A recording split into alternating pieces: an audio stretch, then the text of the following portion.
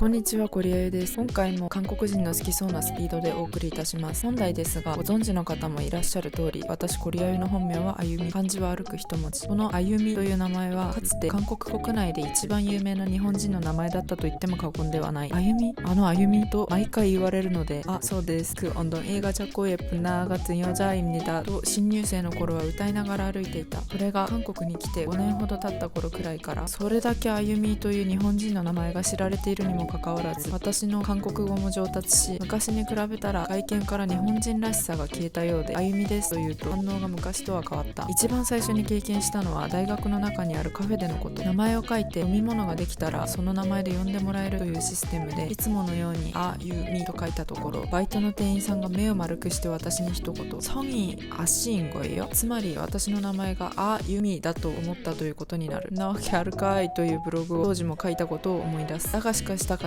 の店員さんは至って真剣で、この人だけでなくこの頃から最近までやたらと同じことを聞いてくる人が増えた。つい最近のエピソードで言うと、1ヶ月前ストレッチを補助してくれる塾で名前あゆみと書いて契約をし、3回くらいストレッチを受けて先生とも仲良くなり、昔のテレビ番組について雑談していたところ、同世代なのにあまりに90年代の番組を知らない私に、先生から海外で暮らしてたんですかと聞かれた。名前あゆみだって言いませんでしたと言うと、名字があだと思ってましたとのこと。でも無理はない。なんせこんな外国人がいなさそうな街にストレッチを受けに日本人が来るとは思わない上、見た目もアジア人、言葉が変でもちょっとこの人喋るの苦手な人なのかなくらいにしか思わないかもしれない。そして何より日本でも多い名前ユミですが、韓国でもユミはよく聞く名前。確かに勘違いするのも無理はないのか。にしても名字があなんて聞いたことないよと思って調べたところ、あという名字が存在するではないか。韓国国内に500人ほどしかいないとても珍しい名字らしい。ちなみに日本の名字と違って韓国の名字の数はめちゃくちゃ少ない。サイトによっても数字が全然違うので本当のデータかどうかわからないけれども、ネットによると日本の名字は約10万から30万個ぐらいあるのに対し、韓国の名字の数はたったの300個から700個ほど。この700個のうち 50% は金氏、イ氏、パク氏、チェ氏、チョン氏らしいから、確かに珍しい名字に出会うとちょっとと思うかもしれない。ちなみに大体お店で順番待ちをするときに名前を書いておいて、何々様と呼ばれるとき、あゆみと書いておくと呼ばれる名前、第1位イユミンニン、第2位あゆみんにん、第3位あゆみんにん。特に病院なんかで私の長いフルネームをアナウンスされると、お年寄りは不思議そうに見てくる上、私のフルネームが英語で病院の掲示板に表示されているのを見た小さい子供が、この間ちょこっとイルミヤとお母さんに聞いていたのを見た。ちなみにそのお母さんは